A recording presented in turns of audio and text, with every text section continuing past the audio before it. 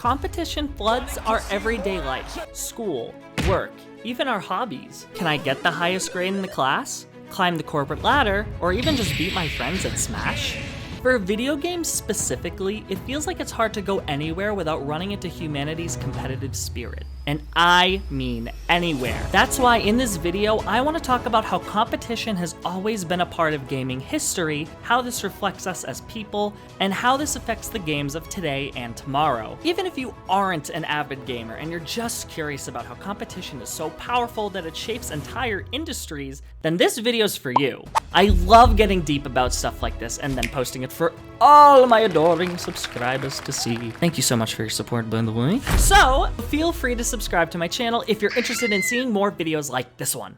Let's start by talking about the first ever video game, Tennis for Two, which was a direct 1v1 competition. The first ever video game to get super popular, Pong, was also a direct 1v1 competition. That just so happened to be tennis related. There's just something about outplaying someone to grab the win that is so appealing, it fueled the very creation of video games and led to an industry that could viably exist. Pong's success paved the road for more competitive virtual experiences, and most early games, even the single-player ones, had some sort of competitive aspect to them, like a high score system that you could compare to that of your friends. Why did this work so well? Because competition is in our blood. It makes us feel alive and passionate about the things we love. It's in our nature to bask in the glory of victory and work hard to avoid the travesty of defeat. No! Oh my God! Back in the early days, we would compete for resources with other tribes, and today we compete for Pac-Man high scores. Any normal person would want to beat the machine. You see the machine's high score and you say, I don't know who you are, but I'm going to show you why I am the best. And that's probably why the first video game tournament was organized and held at Stanford University in 1972. It's also probably why the tournaments have never stopped since then. He is the GOAT for a reason, and this will be... Get this, here you are, a kid or an adult of any age, and perhaps it was a particularly boring day. Unless you're very stressed and just super sad or tired and just want to be alone, cozy games like Animal Crossing and Stardew Valley just aren't what most people need in this situation. That's why you're gonna go and choose shooters like Call of Duty and Valorant, battle royales like Fortnite, and even Minecraft PvP game modes like Bed Wars. These games scratch that itch of playing and winning alongside your friends. Game developers and publishers know all of this and they know how to exploit it, which isn't necessarily a bad thing. The more you play, the more you win, and the more you want to play and win. That dopamine keeps building up and up, increasing the desire for just one more game. Can't go to bed on a loss, right? Hell, I know I can't.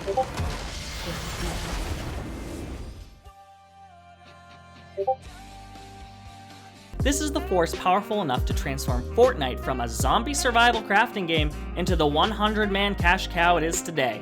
After all, once you get that first victory royale, the only thing on your mind is, can I win again?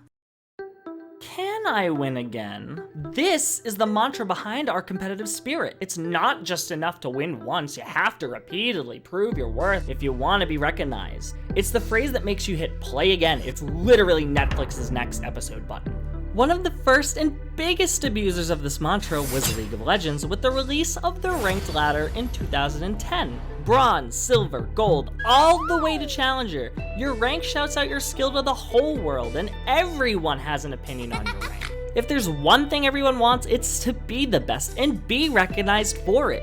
And if you can't be the best, you can at least find something to satiate that competitive desire and build up your self-worth. Like a shiny new skin for reaching gold, for example. These are the things that keep me playing the games I do after so many years. I mean, look at my new skin that I just got.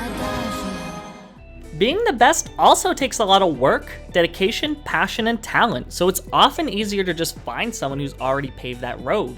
That's why top stream games on Twitch right now are competitive juggernauts like Fortnite, Call of Duty, Valorant, and League of Legends. People are drawn to the best players of their favorite games and vicariously and parasocially experience the thrill of competition through them. I cannot tell you how many times I've watched a streamer and gotten hyped over their plays and just thought to myself, man, if I did that, I could win more games. Our desire to compete controls everything we play and everything we watch. The way competition can prop up entire industries by enticing us to play and watch is amazing. It's even more amazing how competition can leak into places where it's not even intended to be or needed. People can and will make a leaderboard out of anything, even Animal Crossing. And if they're not provided with one, they'll default to the most accessible way to turn something completely mundane into something no longer even close to casual.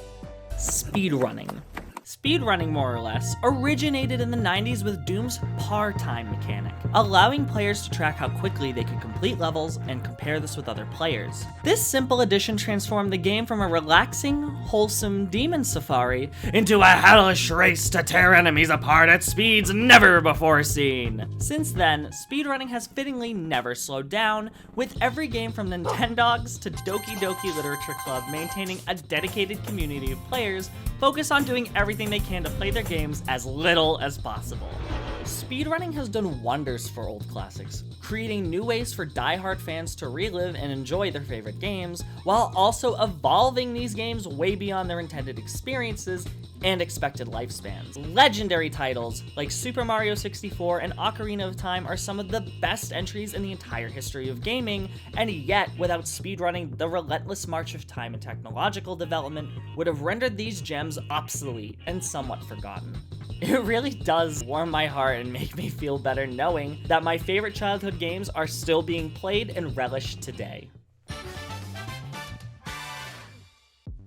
Looking back, it's clear how our innate need for challenge and competition has created, fueled, and supported the entire gaming industry for so many people to play and enjoy to this very day. Competition drives both developers and players to innovate, create, and persevere through the challenges of this stimulating hobby. The players have spoken with their hearts, their minds, and most certainly, their wallets. This is what we want, and this is what companies know we're gonna buy, and this is probably how it'll stay. Going forward, you can expect to continue to see the most popular games be competitive multiplayer experiences, focusing on the idea of the win, and the evergreen mantra of, "Can I win again?" As proof, I'll take the first notable up-and-coming game that comes to my mind, and I assure you, it'll be some sort of multiplayer versus online super game. That's right, it's Conquered Rivals! It's Marvel Rivals. This Marvel hero shooter has blown up and won't fall off anytime soon, baby! Whoa, but really, there's something about these kinds of games that we'll always enjoy, and that's why we'll never stop seeing them. I've been doing a lot of talking, speculating, theorizing, and certainly blabbering about the role of competition in video games throughout history. But now, I think it's your turn to tell me if you agree or disagree with anything you've heard in this video. Some guiding questions I have for you are, do you think gaming is too competitive today? How does competitiveness affect your gaming experience? And lastly, can you think of anything I missed or needs correction on? If anything I said today resonated with you, please do not be shy to comment, because I love hearing all kinds of opinions, point of views, and new ways of thinking. This is a great place to get any of your repressed thoughts and opinions out. If you made it this far in the video, I sincerely want to thank you so much for supporting me and my channel by watching to the end. I'll sell my kidneys for even one new subscriber and a gallbladder for a like, but knowing that I entertained at least one person makes it all worth it, and it's all I can really ask for. I've done quite a bit of homework on this topic, and there's still more to talk about, so I'll end by saying thanks for watching, and I look forward to spilling out another video real soon. Use what you have learned. Fight your way to the top, and soon I will see you here again and again. Those you have triumphed over will look to your example, your guidance, your hope. Fight, win, and fight again. This is your duty. Yes!